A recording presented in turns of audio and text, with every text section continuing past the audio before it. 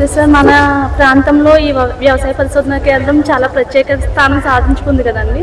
అయితే ఈరోజు అది కిసాన్ మేళా గురించి ఇప్పుడు ఎక్కువ పురుగు మందులు ఎక్కువ కొట్టేసి రైతులు పండిస్తున్నారు.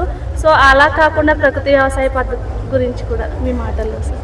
ముఖ్యంగా ఈరోజు మనకి మార్టేర్లో ఉన్నటువంటి ఈరోజు వ్యవసాయ పరిశోధన స్థానం ఏదైతే ఉందో దాదాపు 100 సంవత్సరాలు పూర్తి చేసుకుంది. సంవత్సరానికి రాబోయే సంవత్సరం వచ్చే సంవత్సరం 100 సంవత్సరాలు సెలబ్రేషన్స్ కూడా చేసుకోబోతుంది.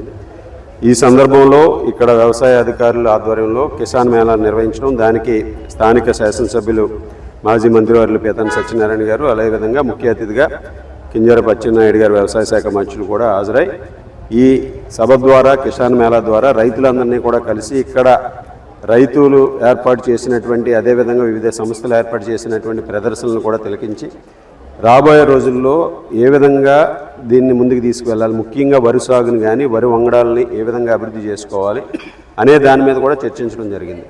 ముఖ్యంగా ఈరోజు ఈ వ్యవసాయ క్షేత్రం ద్వారా దాదాపు 15 రాష్ట్రాలకి అదేవిధంగా 5 నుంచి 10 దేశాలకు కూడా ఇతర దేశాలకు కూడా ఇక్కడి నుంచి వరి వంగడాలు ఎక్స్పోర్ట్ అవుతున్నాయి, అదేవిధంగా వాడుకుంటూ జరుగుతుంది.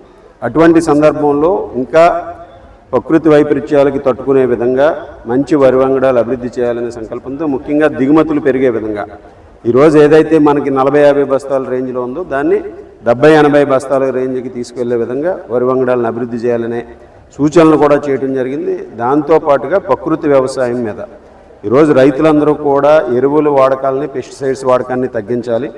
దాని ద్వారా ఈరోజు ప్రజలందరూ కూడా క్యాన్సర్ వంటి అనారోగ్య సమస్యలు లేకుండా ఉండే విధంగా ఈరోజు ప్రకృతి వ్యవసాయం మీద వ్యవసాయాన్ని పెంపొందించే విధంగా కూడా ప్రభుత్వం అందిస్తున్నటువంటి సహకారాన్ని కూడా ఉపయోగించుకోవాలని సూచనలు చేయటం జరిగింది. ముఖ్యంగా ప్రకృతి వ్యవసాయం ద్వారా ఈరోజు ప్రతి ఒక్కరూ కూడా దాన్ని భూసారాన్ని పెంచే విధంగా, భూమిలో ఎరువుల మోతాదుని తగ్గించే విధంగా, భూసారాన్ని ఇంకా బాగా చేసే విధంగా కూడా దీన్ని ఇంకా అభివృద్ధి చేయాలనే సంకల్పంతో ముందుకు వెళ్ళటం రైతులందరూ కూడా, అలాగే కూటమి ప్రభుత్వం గౌరవ ముఖ్యమంత్రి నారా చంద్రబాబు నాయుడు గారి నాయకత్వంలో అందిస్తున్నటువంటి రైతు సంక్షేమ పథకాలను కూడా వినియోగించుకుని ప్రతి రైతు కూడా లాభసాటి వ్యవసాయం చేయాలనే ఉద్దేశంతో ముందుకు వెళ్తుంది. ఈరోజు ప్రభుత్వం చేస్తున్నటువంటి కార్యక్రమాల్లో ముఖ్యంగా అన్నదాత సుఖీభావ పథకం ద్వారా 20,000 రూపాయలు ప్రతి రైతుకి అందించడం కానీ, అలాగే వ్యవసాయంలో యాంత్రీకరణ టెక్నాలజీని పెంచి అగ్రిటెక్ని పెంచే విధంగా కూడా ఈరోజు ప్రభుత్వం తీసుకుంటున్న చర్యలను కూడా వారందరూ కూడా వినియోగించుకోవడంతో పాటుగా డ్రోన్ ద్వారా ఈరోజు ఎరువులను పిచికారీ చేయడం, అదేవిధంగా అన్ని విధంగా మాన్యూర్స్ని వేయటం కానీ ఇవన్నీ కూడా ఇటువంటి పద్ధతులు, నూతన పద్ధతులను అనుసరించి రైతులందరూ కూడా ఈరోజు ప్రతి ఒక్కరూ కూడా ఇంకా లాభసాటిగా వ్యవసాయాన్ని ముందుకు తీసుకెళ్లాలని సంకల్పంతో ఈ కార్యక్రమాన్ని ఏర్పాటు చేసి దీనికి వచ్చేసినటువంటి ప్రతి ఒక్కరికి కూడా రైతులందరికీ ఎంతోమంది ఆదర్శ రైతులు ఈరోజు ప్రకృతి వ్యవసాయం వివిధ ప్రయోగాలు చేస్తూ రైతులందరూ కూడా ఒక శాస్త్రవేత్తలుగా వారు విజయాలు సాధిస్తున్నటువంటి అందరికీ కూడా ధన్యవాదాలు తెలియజేస్తున్నాను.